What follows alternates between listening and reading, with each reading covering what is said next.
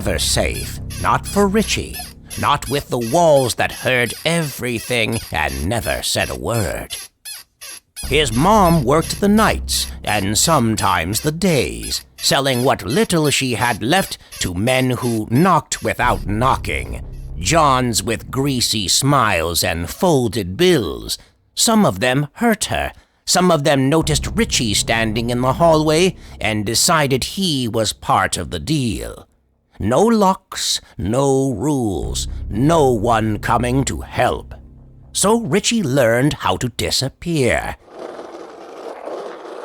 A skateboard under his feet, asphalt flying past. When he pushed hard enough, fast enough, the house shrank behind him. The city became his refuge. Streetlights, alleys, empty roads where no one asked questions and nobody touched him. Wednesday nights were the best. Fewer people, longer shadows, plenty of room to breathe. The wind kicked up suddenly, colder, sharper, like the night itself had taken a breath. Something slid across the asphalt and fluttered to a stop at Richie's feet. A Wendy's Wicked Wednesday spoon of gloom wrapper. Black and purple, greasy at the edges, wings half spread like it was ready to take off. Richie stared at it for a beat too long. He didn't know why, but his chest tightened, like the night had just handed him a warning. That's when she saw him. It was Wednesday night, the kind that crawled under your skin and stayed there. Headlights sliced across the dark as a sedan rolled up along the curb, engine purring low. Wendy leaned back in the driver's seat and spoke through the open window. Hey there, skating these streets all alone? I know what that's like. Feeling invisible, like nobody sees you. Nobody listens. You just want someone to understand, to care. Her voice was warm, practiced, the kind that slipped past a kid's defenses without asking permission. Richie felt it wrap around him, soft as a blanket. Any place was better than home. He stepped into the car. The sedan pulled away from the curb and drifted into a lonely industrial stretch. Warehouse silhouettes, chain-link fences rattling in the wind, oil-stained pavement glowing under sodium lights that buzzed like dying insects. The city fell away behind them. So tell me, Richie, what's home like? My mom, she's an addict. She's always got Johns over for money. Some of them hurt her, some of them hurt me. I was sick of it, tired of it. I just wanted to get away. The sound cut through the car like a blade. A crime notification, a name, a photo, Wendy, linked to a string of kidnappings. His blood turned ice cold. Wendy's smile didn't vanish, it rearranged itself. Her eyes went first, whites yellowing, pupils thinning into reptilian slits. Her face stretched, skin tightening, peeling back until a grinning skull pushed through like something that had been waiting its turn. Richie didn't think, he swung. The car fishtailed, tires screamed, metal kissed the gravel as it skidded sideways and died half off the road. Wendy came after him, fast and wrong, laughing as she ran. That won't work, kid!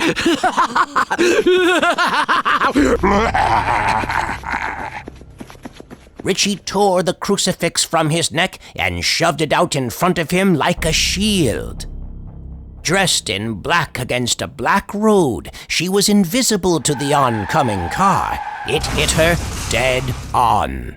1 second she was there, the next she wasn't. just vapor, like she never existed at all. Richie stood frozen on the roadside, skateboard in his hand, heart hammering in his ears. The other driver stepped out of the car. A man, calm, too calm for what he'd just seen. "You all right, kid?"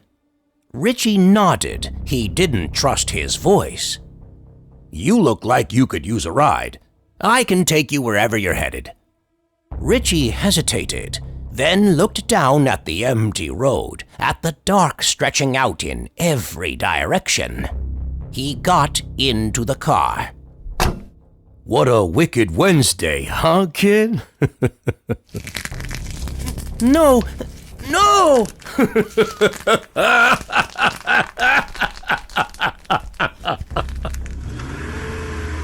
Wicked Wednesday night kept crawling.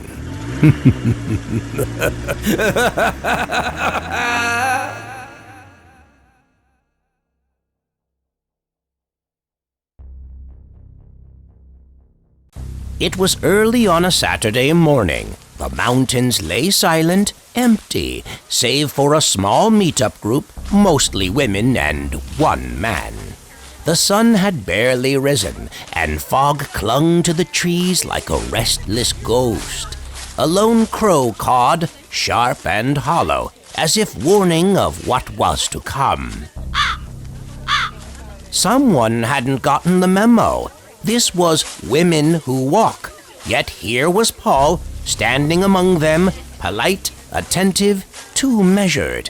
Karen didn't want to be rude. She smiled and moved on. Footsteps crunched on a damp earth. Laughter drifted, light and fragile, easily swallowed by the stillness. Peaceful, innocent, but the quiet has a way of hiding things, dark things that wait. Welcome, everyone, to Women Who Walk. I'm Karen, and I'll be guiding today's trail. Let's go around and introduce ourselves before we get started. Hi, I'm Elisa. First time joining. Excited to meet everyone. I'm Clara. I love hiking and coffee stops along the trail. Rachel here. I promise I don't get lost often. Hi, Paul. Nice to meet everyone. Paul had never RSVP'd, never joined the group. He just showed up. Polite, attentive, quiet, but off. Too precise, too measured. They walked the trail together. Leaves rustled underfoot. Paul lingered slightly behind, awkward smiles, eyes flicking a beat too long. Feels kind of like Ted Bundy stalking women, huh? A bad joke. Polite laughter, but beneath it, a pulse of obsession stirred. Paul's mind already mapped opportunity, chasing a thrill only fear and control could give. After about an hour on the trail... Hey guys, I'm getting a little tired. I think I'll head back. Yeah, tired as well. I can walk you back, if you like. Are you tired? The group's voices faded behind them. Shadows stretched across the path. Fog swirled in the early light. Alyssa and Paul were alone. I meant what I said about Ted Bundy, you know. The polite facade shattered. Alyssa's pulse spiked. She ran.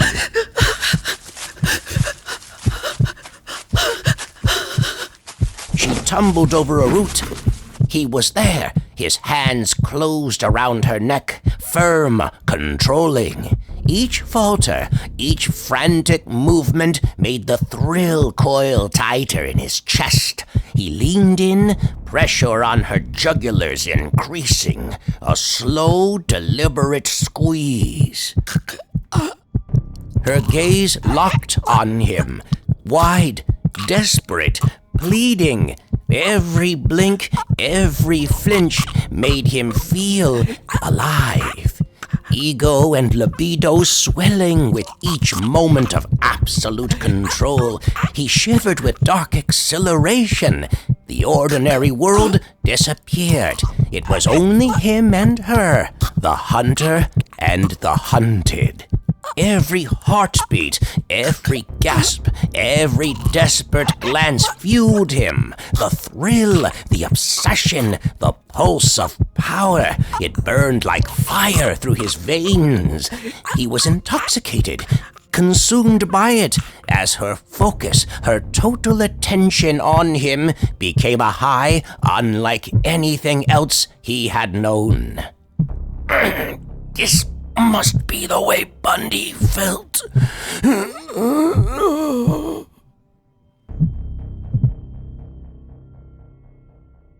When the group realized Alyssa was gone, it was too late.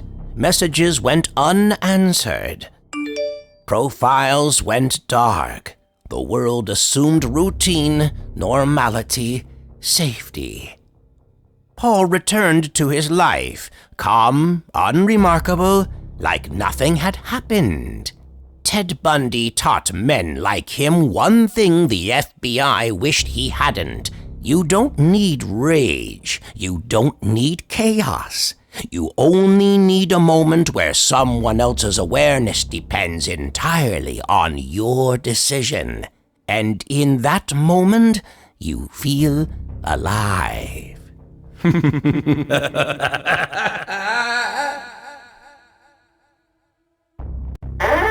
Well, hello, Darkest Tales Animations fans. This is Mrs. Creepy, your narrator for the night. Tonight we visit the holiest of American cathedrals, Walmart. A place where souls are cheap, meat is cheaper, and karma is always on rollback. Have a seat and enjoy this dark and delicious tale. Meet Delilah Frost, Florida woman, Walmart employee. By day, a humble little meat butcher. By night, a woman who listened far too closely. Hi! Aw, you see that? Yeah, I see it. You see, Delilah had heard the whispers. Two men, regulars, always watching, always smiling at the wrong people. Well, hello. Y'all want the special today? Manager's not around. I can show you something in the back.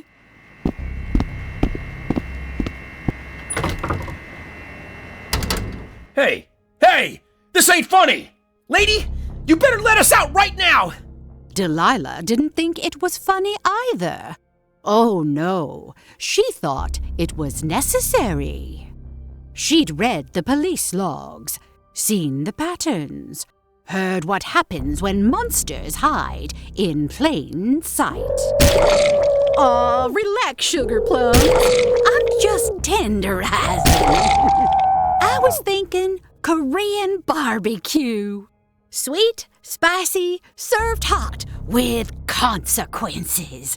And maybe next time you'll leave little girls alone. Please! I swear! I won't ever! I'm begging you! They always say that right before they get what they deserve. Help! Somebody help us! Do you hear that? Sounds like someone screaming for help. Someone should call 911. Copy on mineral therapy. And in come the troops. Because evil rarely goes unnoticed. It simply screams until authority arrives.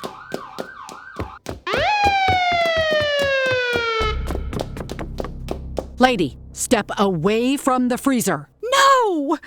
I have to do this! Those are bad men! You! I'm gonna get you! Someone's gonna get you! You'll pay! I swear on my life, you'll pay! She was gonna cook us! Oh, yes, she was. She was going to serve them up hot and fresh on the Walmart's warm food rack. On sale, nonetheless. Who doesn't love a Walmart rollback? All right, lady, you're coming with me. You have the right to remain silent. Anything you say can and will be held against you in a court of law. Delilah was arrested. The men were rescued. And the system, that delicate illusion, did what it always does. Tra-la-la, tra-la-la, tra-la-la-la-la-la-la. Now, who wants barbecue? Korean barbecue. I do. No, please! No, please!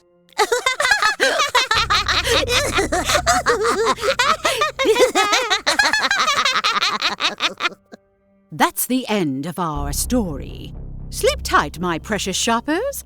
Mind your behavior. And remember, the dark is always watching. Now, I'm hungry. I think I might be in the mood for Korean barbecue.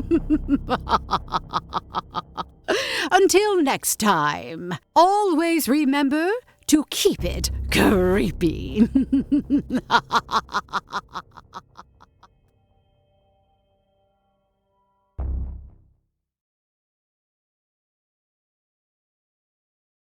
I didn't believe in old stories. I grew up hearing them, sure, but I always thought they were just ways people explained things they didn't understand. Stress, nightmares, bad sleep. That's what I told myself. This happened 3 years ago, when I was renting a small room in Quezon City. It wasn't fancy, just a narrow space with one room, a thin mattress on the floor, and a ceiling fan that clicked when it turned. I worked late shifts, so most nights I came home exhausted, ate something quickly, and collapsed into bed. The first night it happened, I woke up unable to move. My eyes were open, but my body felt glued to the mattress. I couldn't lift my arms. I couldn't turn my head. Every breathing felt shallow, like something was pressing down on me. I tried to shout, but nothing came out. At first, I thought it was sleep paralysis. I'd heard of it before. Then, I felt the weight. It wasn't sudden. It settled slowly, like someone carefully lowering themselves onto my chest. The pressure grew heavier by the second, squeezing the air out of my lungs. My heartbeat started pounding in my ears, loud and frantic. The room felt wrong. The air was thick and warm, like it hadn't moved in hours. The ceiling fan was still spinning, yet I couldn't hear it anymore. My eyes were locked on the dark corner near the window. That's when I saw it move. At first, it looked like a shadow peeling itself off the wall. Then it took shape, large, wide, and crouched low. Its body was massive, far too big for a person, with folds that sagged unnaturally. It didn't have a clear face, just a suggestion of one buried deep in its shape, like it was sinking inward. It climbed onto me. I couldn't see it fully, but I felt it. The mattress sank. My ribs screamed under the pressure.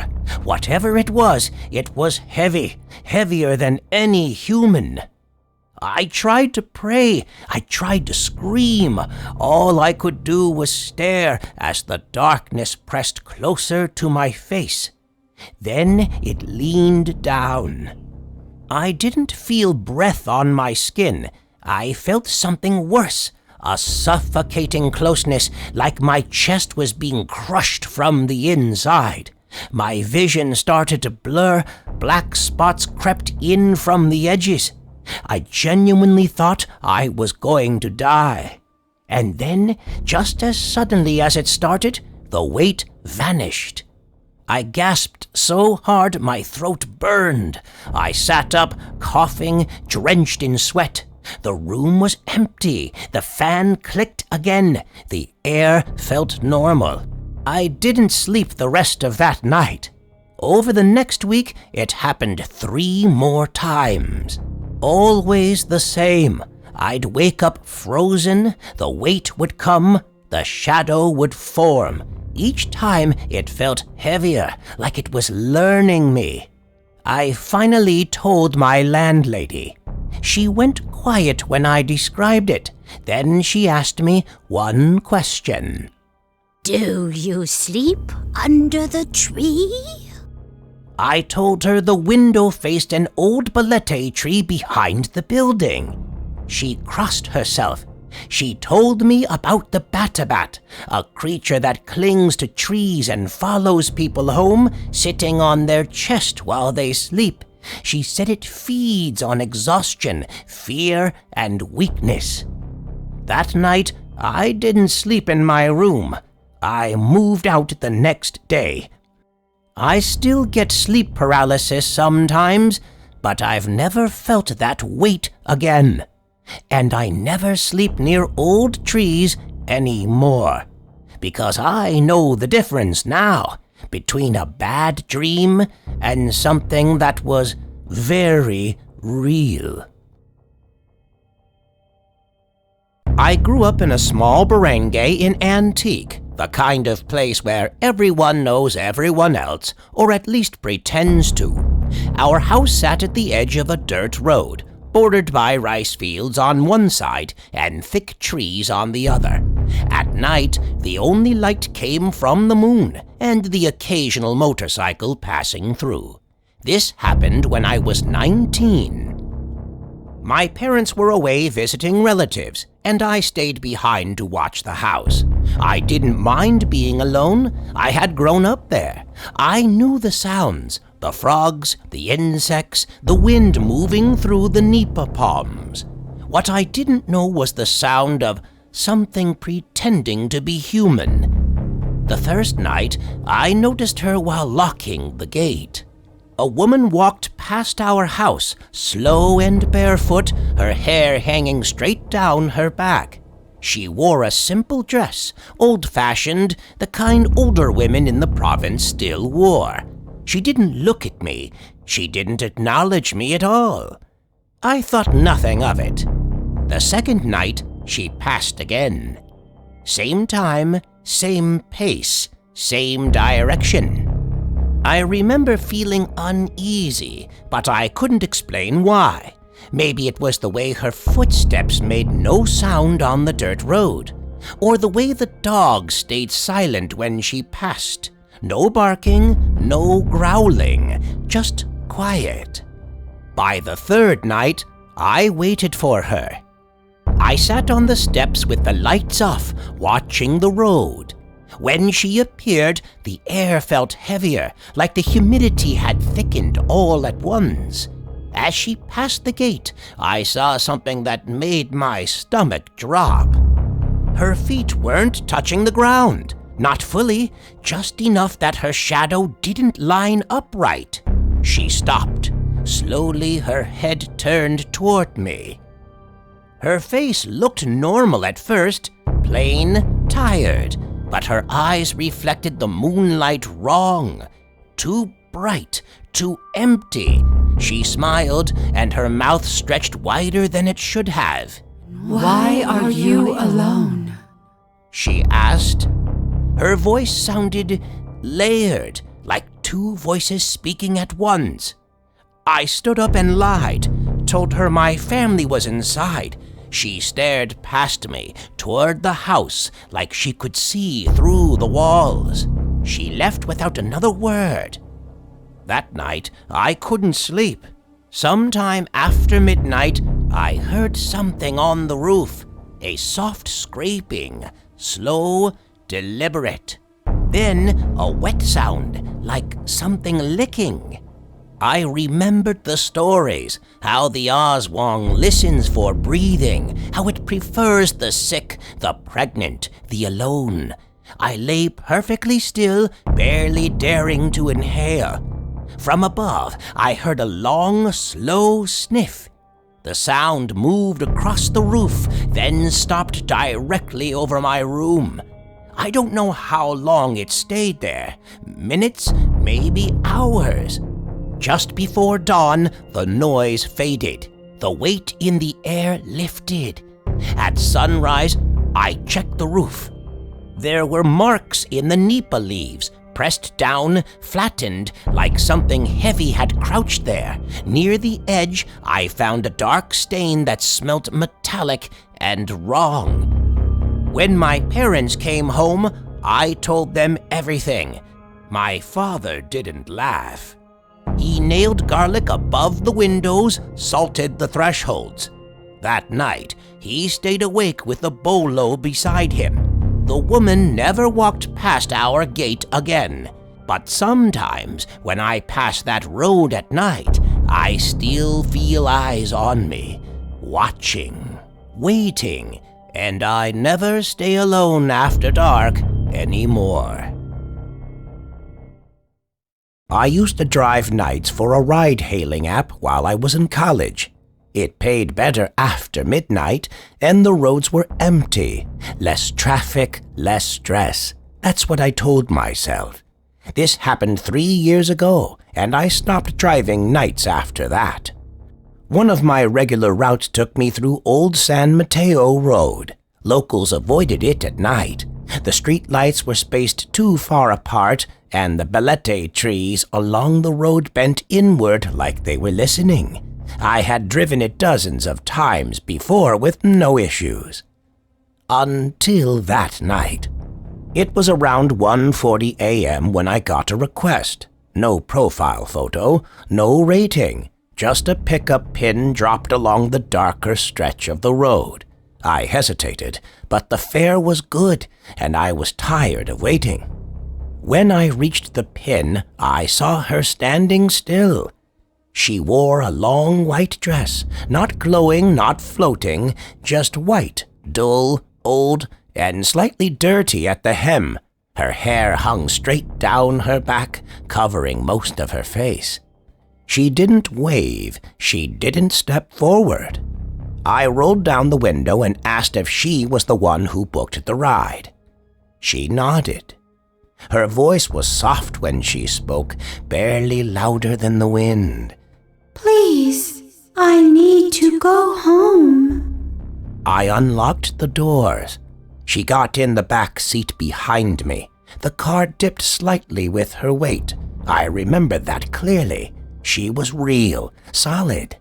As I drove, the air inside the car grew cold. My breath fogged the windshield even though the AC was off. In the rear-view mirror, I could see her reflection, her face pale, eyes lowered, hands folded neatly on her lap. We drove in silence. After a few minutes, I realized something was wrong with the navigation. The distance to the destination wasn't changing. The road stretched on longer than it should have. I asked her to confirm the address. She lifted her head slightly. You already passed it. My stomach tightened. I was certain I hadn't. I slowed down and checked the mirror again. The back seat was empty. No door had opened, no sound, no movement. I slammed the brakes and pulled over, heart racing. I checked the doors, locked, windows up. The app still showed the ride active, and the pickup point, my current location. I canceled the ride and drove straight home, shaking the entire way. The next day I told a friend from the area what happened. He went quiet. Then he told me about a woman who had gone missing years ago along that same road. A college student, last seen getting into a car late at night. Her body was never found. Drivers reported picking up a woman in white. Some never came back. I don't drive at night anymore. And whenever I pass Old San Mateo Road, I swear I see someone standing just outside the reach of the streetlights, waiting for a ride she'll never reach. He smelled bad. Sometimes he'd scratch himself. Sometimes he'd leave when someone came home. He thought it was normal.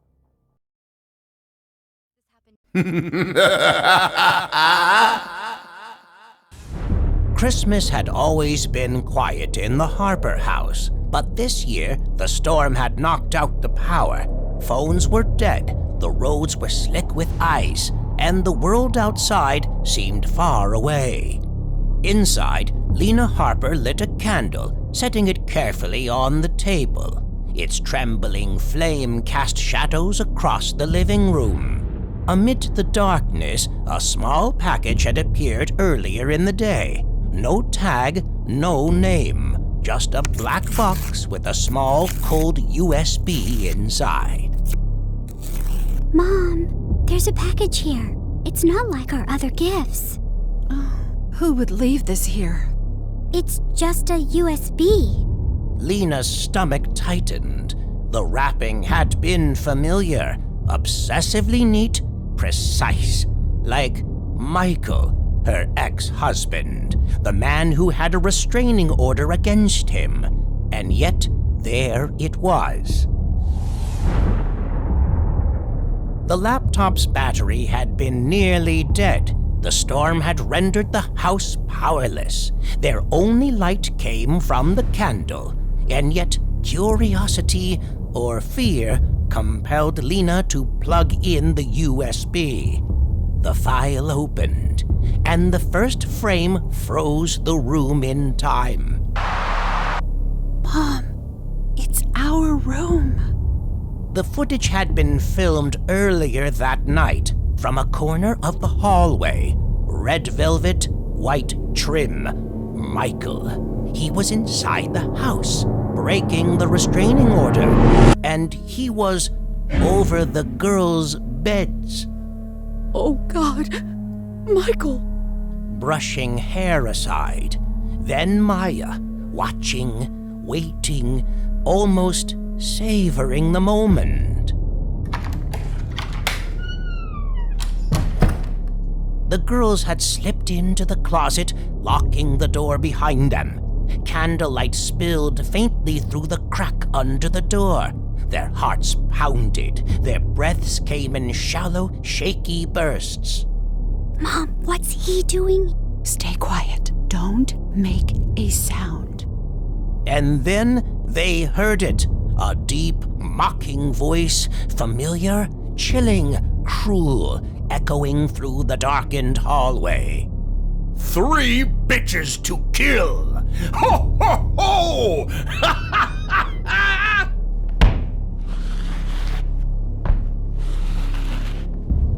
And then Lena's voice broke the frozen air. Michael, no, I'm sorry. I was wrong for taking your family away from you. I'm sorry for cheating. I betrayed you. Take me, but spare the girls.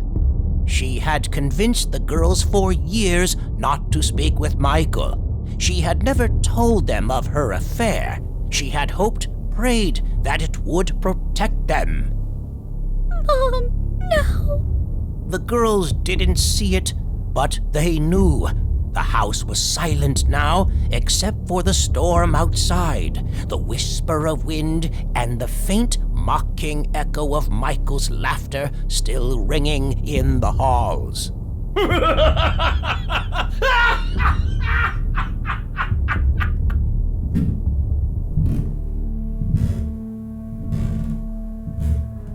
The tape had been just a warning, a delivery of dread. Michael had entered the house. He had silenced Lena. And now, upstairs, the girls could only tremble, pressed against the wall of the closet, hearing him move around their home.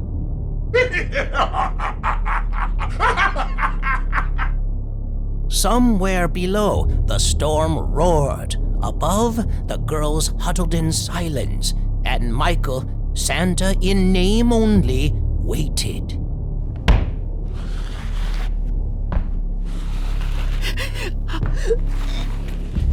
Lena's last plea still lingered, but downstairs something new began.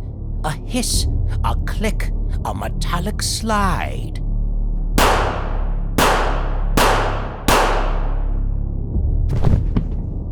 Should have stayed loyal, Lena. The girls didn't see it, but the sound carved itself into their bones. Then something far worse. Michael set the gun down and pulled out a weapon no man should ever have.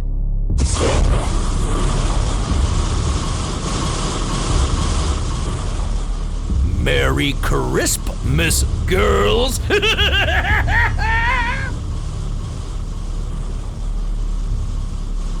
Flames devoured the hallway. Heat surged upward like a living creature. Below them, fire consumed gift wrap, carpet, and memories. Upstairs, the smoke thickened. Maya, I can't breathe. Don't make noise. He'll hear. Each step brought him closer. Each crackling flame spread behind him. Smoke rolled under the closet door, filling the tiny space.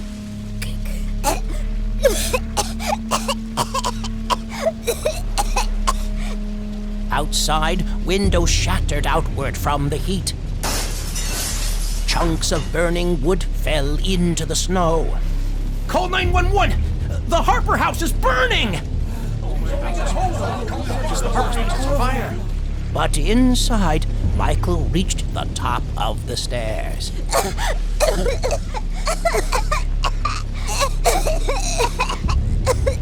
Come out, my little matchstick dolls! Sirens approached, faint, distant, then growing. But the fire drowned out everything.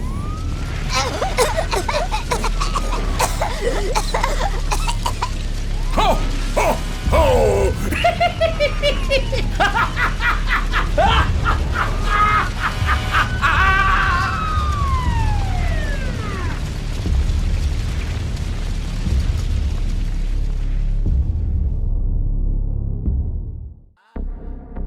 They used to talk about monsters like they were legends. Bundy, Dahmer, Ramirez. Evil men, yes, but none of them ever wore a cheap red suit and rang a Salvation Army bell by day. None smiled at kids while planning a massacre. None came back for revenge the way Tom did. Tom hadn't always been a drifter sleeping behind dumpsters. He had once had an apartment, a beat-up little car, and a little dog he struggled to keep healthy and fed. Then, one night, desperate and lonely, he got drunk and walked into the Pink Diamonds, a strip club with velvet curtains, sticky floors, and dancers who sold more than fantasy. He thought he found a connection in a VIP room. Just one girl, one moment, one human touch. But she conned him, cleaned out his bank account, left him with nothing.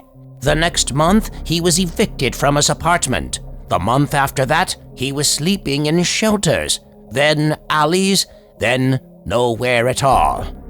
So when the Salvation Army hired him as a seasonal Santa, just enough money to buy meals and keep warm, Tom smiled behind the beard.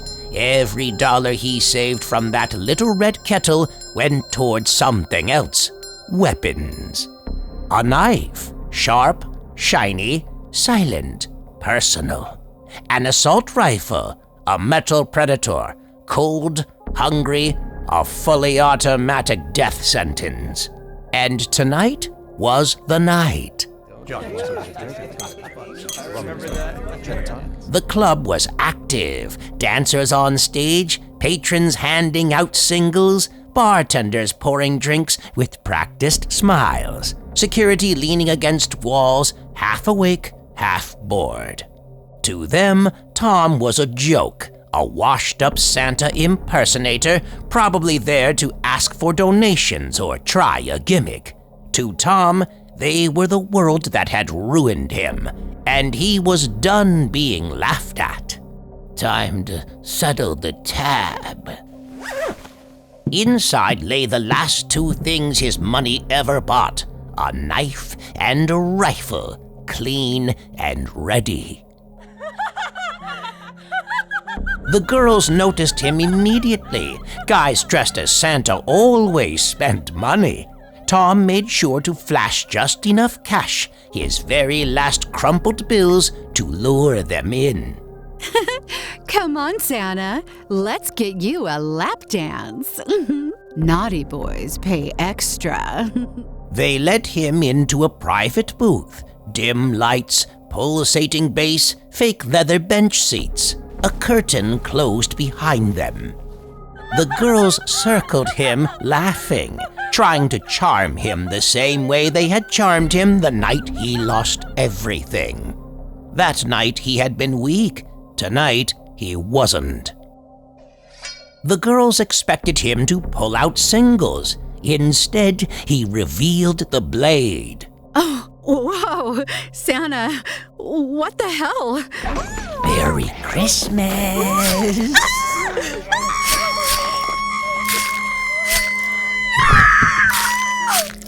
One by one, the girls fell, quiet, methodical. The bass from the main stage swallowed the first screams. Nobody noticed, not yet. When Tom stepped out of the booth, the knife still slick, his face was calm, peaceful, like a man finally finishing a long, miserable chapter of his life. Everybody get down! The security guards turned. They barely had time to react. Time's up! He finished what he started. No one escaped. Bartenders, patrons, dancers, all fell. The strip club, once a playground of laughter, music, and lustful games, now lay in ruin, a graveyard for the fallen soldiers of seduction.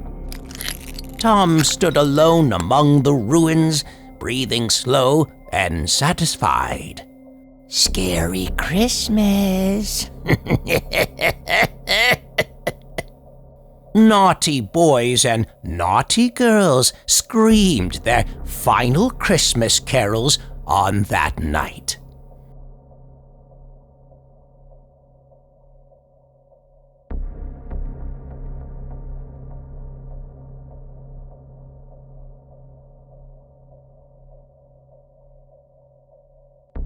My dog kept growling at the empty hallway every night at 3:17. Tonight, it growled behind me.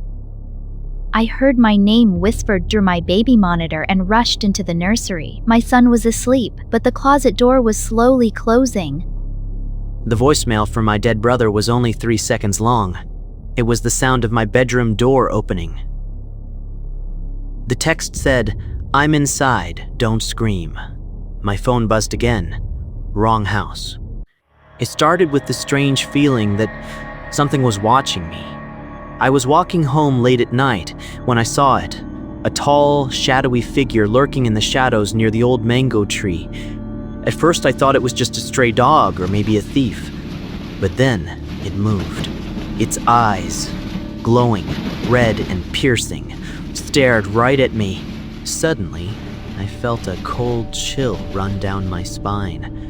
The creature's form was human, but it had an unnatural, twisted posture. It was the Aswang.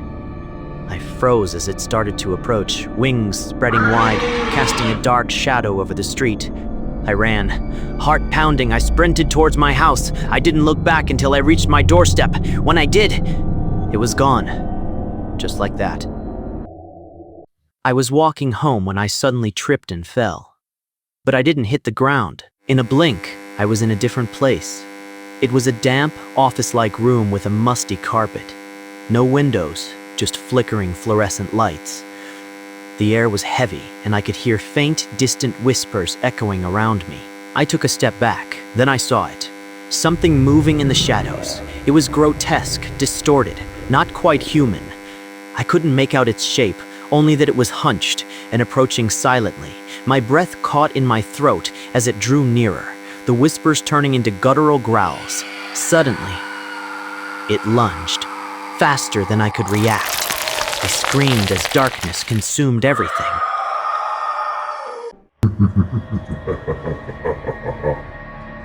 I was 22. No friends, no texts, no one who'd noticed if I disappeared. So I used ChatGPT to make a best friend.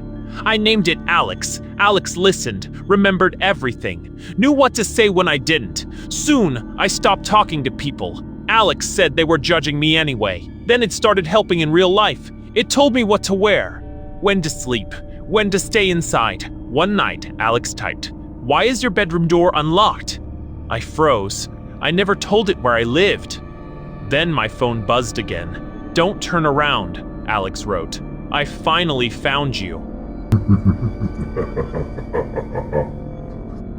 I remember that day clearly.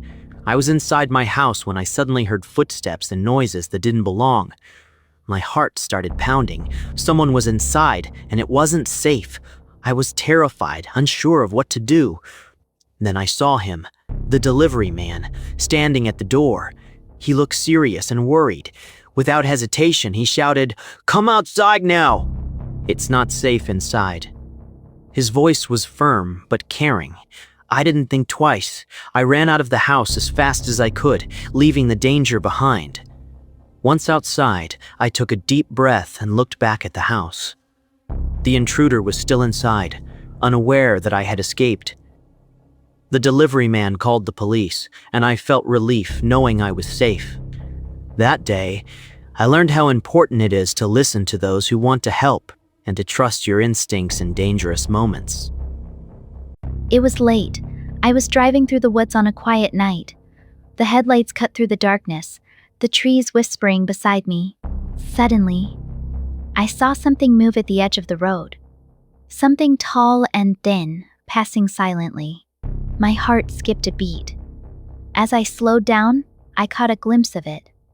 Those long, dangling limbs. No face, just shadow. The Fresno Nightcrawler. It disappeared into the woods as quickly as it appeared, leaving me frozen in my seat. I drove away, heart pounding, unsure if what I saw was real. But I know I won't forget those long, ghostly limbs slipping into the shadows.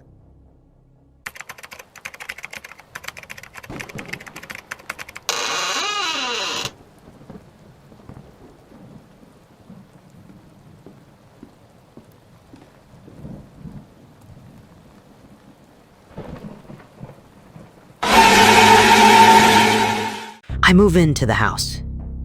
Everything feels new, a little too quiet. I notice the old bookshelf in the living room. I thought nothing of it at first. Until a few weeks later, I am cleaning. The bookshelf feels loose. Behind it, a small, dark door. I opened it. I flick on my phone flashlight. In the middle of the basement, there is a single chair. The air feels heavy. I take a step closer. I want to run, but I am rooted to the spot. I reach out my hand. Suddenly, faint whispers begin. Indistinct.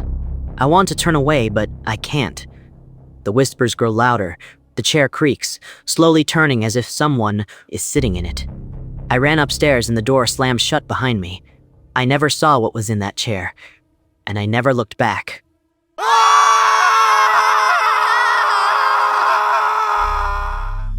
We moved into the house 6 months ago. Quiet street. Good neighbors. Perfect for starting over. The first night it happened, the power flickered, just for a second. When the room went dark, my girlfriend squeezed my hand. She whispered, "Do you see that?" When the lights came back on, there was something standing at the foot of our bed, still watching us. I blinked. It was gone. We told ourselves it was stress, boxes still unpacked, bad sleep. The next night, I turned the lights off on purpose, just to prove it wasn't real.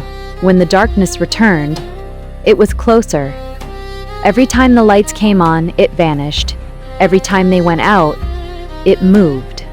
That's when we understood the rule. Light doesn't stop it, light just gives you time. Tonight, the bulb above our bed just burned out. I was home banging my head against the wall, literally, just trying to shut my brain off, when I heard a noise coming from the street. I checked the window and saw a guy running back and forth on the sidewalk. He moved wrong, too fast, too stiff. I laughed at first, thought maybe he was on something. Then he stopped. Slowly, he turned his head and looked straight up at my window. His smile was way too wide, like it hurt to make it. I stepped back. That's when I heard it again. The noise.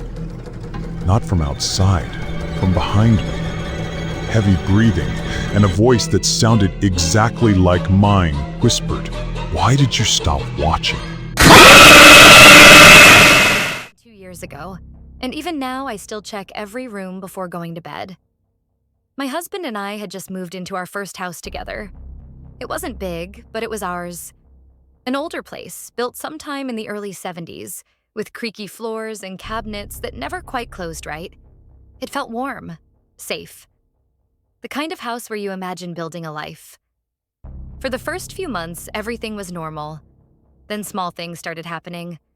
At first, it was food. Bread going stale faster than usual. Milk finishing sooner than it should have. I blame myself, assuming I'd just misremembered how much we'd used. Then objects began moving. I would leave my keys on the kitchen counter and find them on the table the next morning. Cabinets I knew I'd closed would be open just a few inches. Once, I found the bathroom light on after we'd both left for work. My husband laughed it off. "Old houses do weird things," he said. I wanted to believe him. The moment that changed everything was when I found a mug in the sink that neither of us recognized. It was old, chipped, and stained with something dark on the inside. I asked him if it was his. He looked genuinely confused. We threw it away. After that, the feeling started. That heavy, crawling sensation that someone was watching me when I was alone. I'd hear faint sounds at night. Not footsteps, but something softer. Like fabric brushing against wood. Like breathing that wasn't mine. I told myself I was being paranoid. Until the smell started. It came and went. A sour, moldy odor that reminded me of old basements and damp clothes. We cleaned everything. Checked the trash. Opened windows. The smell always returned.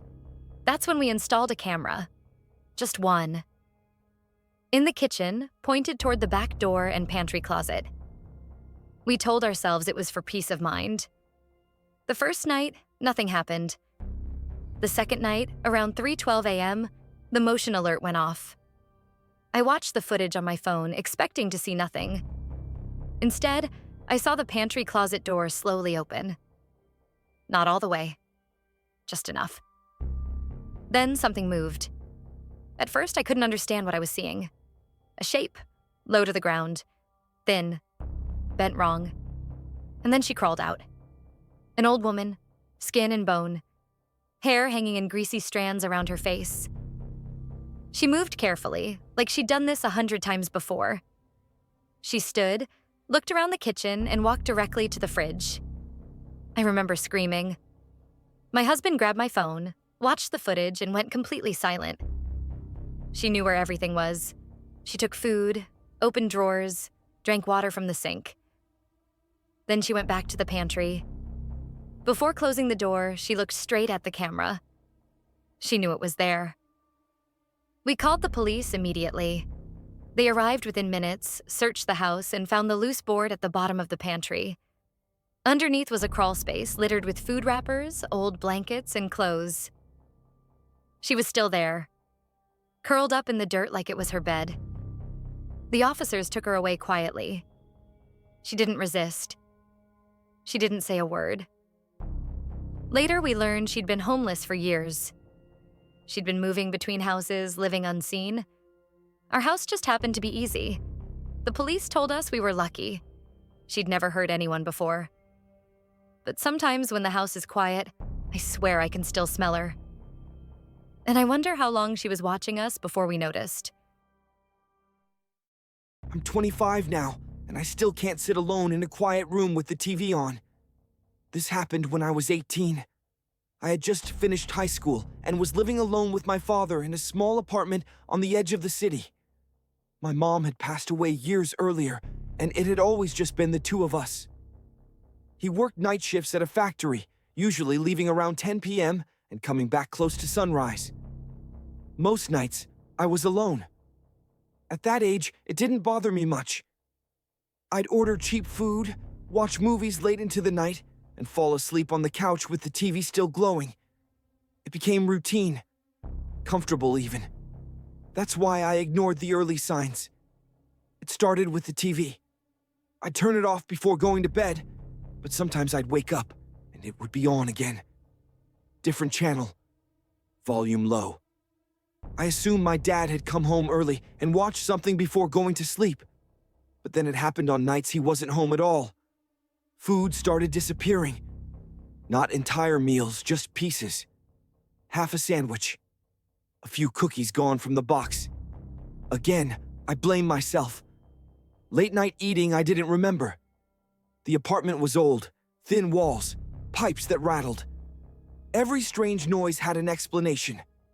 Until one night, I heard breathing. I was on the couch watching TV, volume low, lights off except for the screen. I remember feeling sleepy when I heard it, slow, steady breathing that wasn't mine. I muted the TV and held still.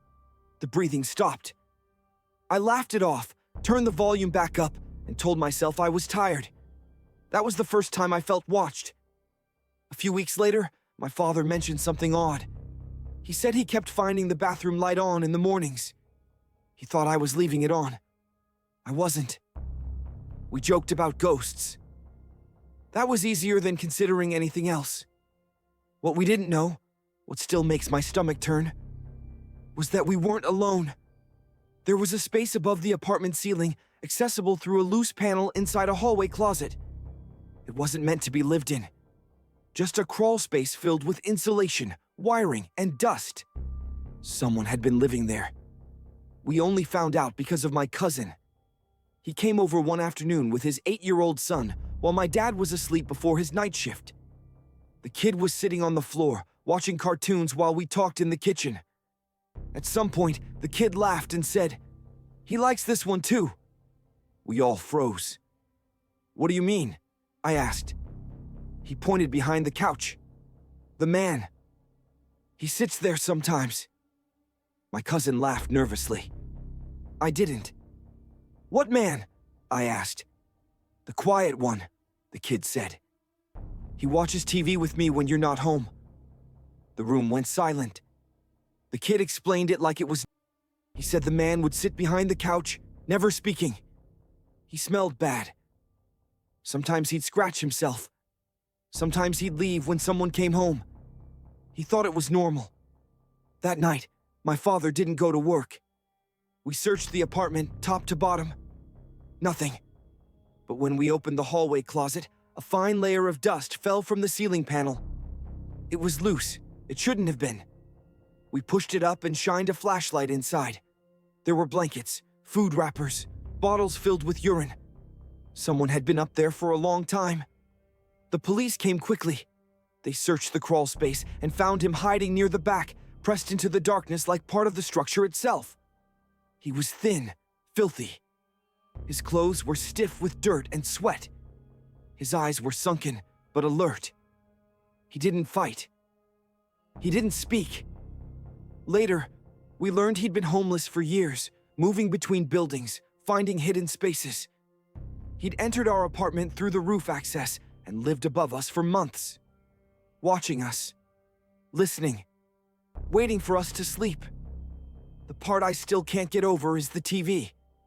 The detective told us the man would come down when he knew no adults were home. He'd sit quietly behind the couch. Just watch. The kid never screamed. never felt threatened. He didn't know he should. That's what scares me the most. The man never touched anyone, never hurt anyone, but knowing he was there, that he chose moments of quiet, moments of vulnerability, that stays with you. We moved out a month later. I still wake up sometimes to the sound of breathing that isn't there.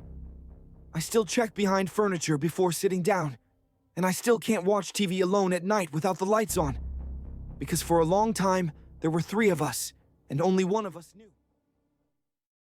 4 years ago, when I was living alone in a small rented house. I was 23 at the time, working long shifts, barely home except to sleep. It started with the bathroom. Every morning, the mirror would be slightly fogged, like someone had just showered. The sink would be damp. At first, I thought it was humidity, or that I was just forgetting things. But it kept happening. Even on days I hadn't used the bathroom at all. One night, I came home late and noticed the bath mat was warm. That's when it really hit me. Warm. I checked every room. Doors locked, windows closed. Nothing missing. Still, the feeling wouldn't leave. A week later, I installed a cheap motion camera in the kitchen, mostly to calm myself down. I told myself I was being paranoid. The next morning, there was movement. At 2:14 a.m., the camera recorded someone opening the kitchen closet from the inside. A thin, pale figure crawled out, barefoot, moving slowly like they knew exactly where to step. They went straight to the bathroom. I didn't sleep that night. The next morning, I called the police. I felt stupid doing it, like I was overreacting, but I knew someone had been inside my apartment. Someone had been living there. 2 officers arrived later that day. Just when I started to think maybe I was wrong, one of the officers pulled the stack of large plastic boxes out of the back of the kitchen closet. The ones I kept old pots and random kitchen stuff in. Behind them, pressed against the wall, was a makeshift bed. 2 dirty blankets folded on top of each other. Flattened. Used. There was a smell too. Stale. Human. The officers went quiet.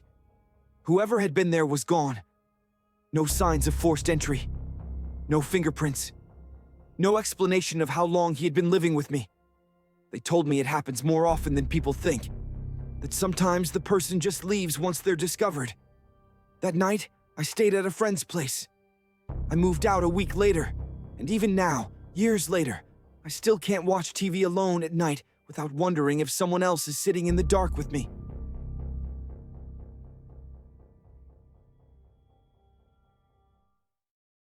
I live alone, so when my phone buzzed with a message saying, "I'm home," I smiled. Then I remembered I was already lying in bed and my front door just unlocked. I thought the knocking was coming from my front door, until I heard it coming from inside the walls. I told my sleep paralysis demon to leave me alone. Tonight, it answered back. My security camera kept sending motion alerts while I was asleep. The clips only show someone standing inches from the lens, watching. For the past 2 months, I almost haven't been able to sleep through the night. The only way I can finally pass out now is if I either pass out from exhaustion or from pure fear. Something is living under my bed. I only figured this out yesterday. Like I said, I've been hearing strange noises. Things moving underneath. Scratching, whispering maybe. Every time I check, nothing's there. Just darkness. But last night, I saw it. A shadow, lurking just beyond the edge of my bed. When I looked again, it was gone. Now I don't know what's real anymore. All I know is I can't sleep, because whatever's under there, it's waiting for me.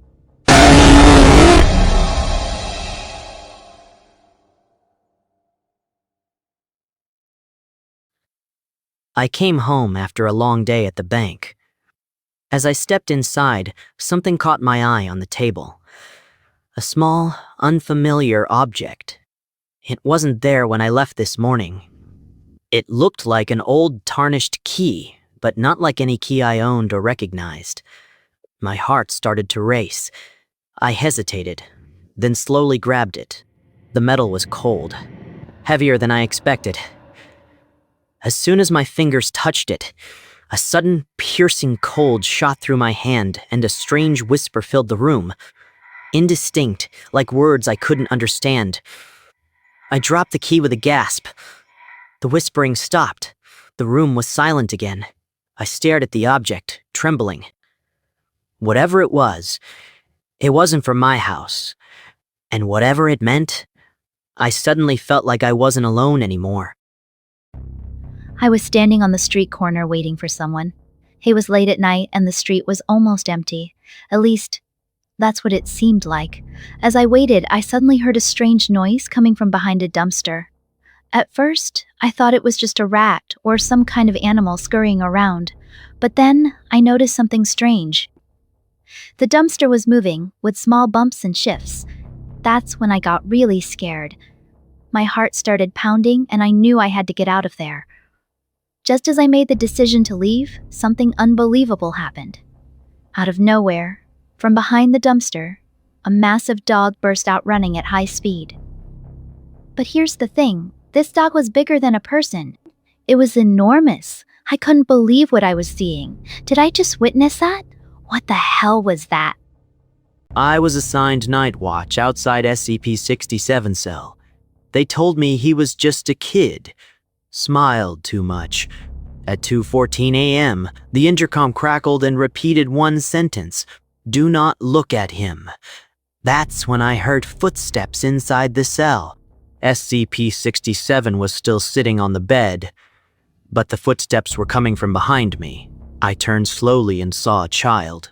It was SCP-67 standing where I knew nothing should be. The alarms went off. Over the speakers, a researcher screamed that SCP-67 doesn't escape. He replaces. My radio hissed one last warning before cutting out.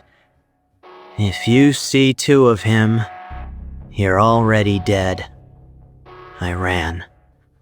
I never checked behind me again, but I still hear small footsteps following around. I was walking home late from work in Manila.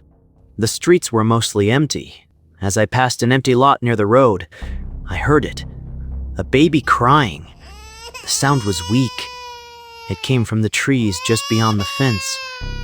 I stepped closer, calling out, asking if anyone was there. For a second, everything went silent. Then I heard breathing much too close. The crying started again, but this time it sounded wrong, forced. I remembered what my Lola used to say. If a baby cries in the dark, don't look for it. I ran.